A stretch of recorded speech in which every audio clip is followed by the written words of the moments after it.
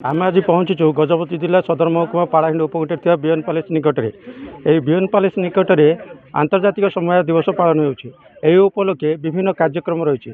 आज स्वच्छ भारत कार्यक्रम बीएन पैलेस अनुष्ठित होती। स्वच्छ भारत कार्यक्रम एएसएस हरिहर सेठ उपस्थित कार्यक्रम होती। कार्यक्रम ओपन थिएटर सफा कराइला एवं रास्ता मध्य सफा कर कौन रही आम सार बुझी ना। सार आप परिचय कौन कह? मुझे हरिहर सेठ एआरसीएस सीनियर एआरसीएस तथा डीआरसीएस इंचार्ज।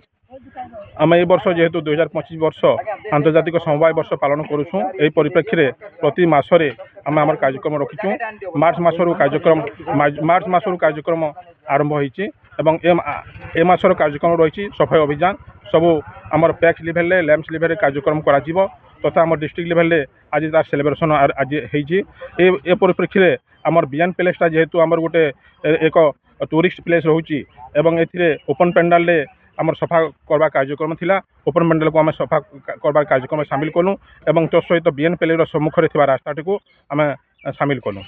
मु जिला कृषि अधिकारी गजपति। आज अंतर्जातीय समय दिवस उपलक्षे आमर बीएन पैलेस परिसर में आमर समय विभाग तरफ एक स्वच्छता कार्यक्रम करा जाउथिला।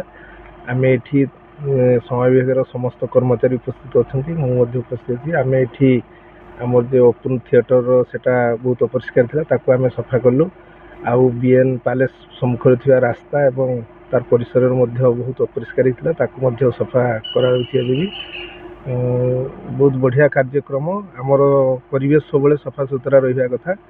यही दृष्टि आम समस्ते मिलमिशि कार्यटी करुचु एवं आगामी दिन में आमर परिवेश सफापाई समस्ते जत्नशील होगा दरकार एवं समस्ते परिवेश को परिष्कार रखा निहाती दरकार। यही अंतर्जातीय समवाय समिति उपलक्षे विभिन्न कार्यक्रम रही जहाँ को सचेतनता रथ भी करा लोक सचेतना करा चाषी को एवं रक्तदान शिविर कार्यक्रम होता।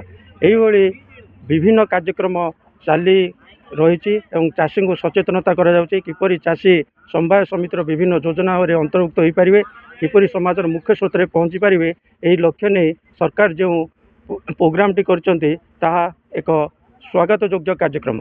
गजपति विवेकानंद बेरा रिपोर्टर स्टूडियो।